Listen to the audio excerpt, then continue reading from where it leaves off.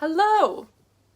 Hey guys, welcome back to my YouTube if you are coming back, and if you were new here, also hi, welcome to my YouTube. I do content on fitness, faith, beauty, all those sort of related topics. So if you like stuff like that, don't forget to subscribe and share this video with anyone who you think may benefit from it. So I'm going to get right into the topic today, and that is, when should you stretch in your workout? So this is a pretty common question, and there has been a lot of misconceptions with this throughout the years. I know when I was younger, in high school, in track, for instance, our coaches had us do one thing, while years later, when I was in college and grad school, the research had changed. So you may have a thought of what it should be from your younger years, but I will give you the most recent research so you are doing it correctly. So basically, without going too much into detail with it in this particular video, there are different types of stretching. Some of the different types of stretches are called static stretching, dynamic stretching, PNF stretching, ballistic stretching, I think there's a couple more even than that. And the most common ones people usually do are what's called dynamic stretching and static stretching.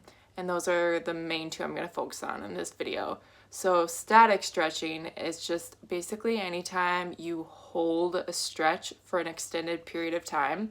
And so an example of that would be a toe touch. So let's say you're sitting on your butt and your legs are out in front of you and you're reaching for your toes and then you're holding it at your toes. That would be considered a static stretch. And usually it's anywhere from 30 seconds to a minute, sometimes 2 minutes. And then you switch and you do your other leg, or you are doing something with your arm or whatever. But just any stretches that you're sitting and you're holding. So that's static stretching. And then dynamic stretching is more like jumping movements. Like if you're doing high knees, if you're standing and you're bringing your knees up, or you're doing butt kicks or kicking your butt, if you're doing like some arm swings, just different things like that, where you're not necessarily holding it for a set period of time, you're just kind of moving your body, but you're still technically stretching it.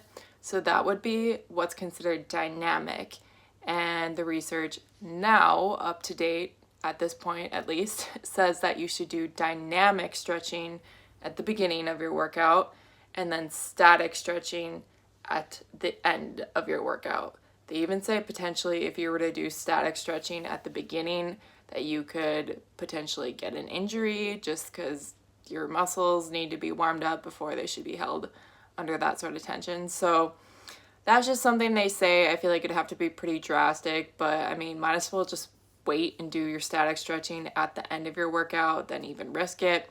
So yeah, focus on the dynamic stuff at the beginning of your workout. And then when your muscles are nice and warm and you're nice and loose at the very end of your workout, spend about 5-10 minutes doing different static stretches. So I hope that helped. I hope you guys learned something. If you have any questions, feel free to comment down below. And like I said, I'm really trying to grow my channel. It is my goal. I'm putting out one video every single day in the month of September. So if you want to support me, I would love that. I would appreciate that. And you can do that by subscribing, smashing that red button, liking the video, and even sharing it with a friend who maybe has asked you before. You're like, I don't know when you should stretch. Like, good question. So now you know. Now you can share it with them. But yeah, that's all I have to say tonight. I will see you tomorrow. And until then, I hope you guys all have a really good evening. Goodbye.